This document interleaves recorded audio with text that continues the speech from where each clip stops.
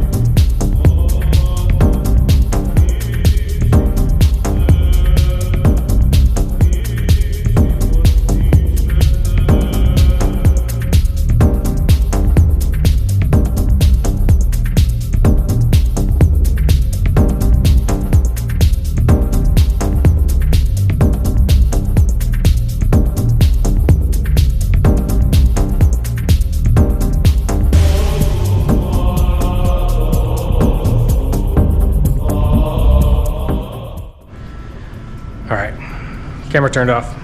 Overheating. It's too hot outside. Interesting, right? I'm sweating quite a bit though. So this is where we're at right now. Okay. Got the arms all the way off. Having a tough time getting the lower bolt off.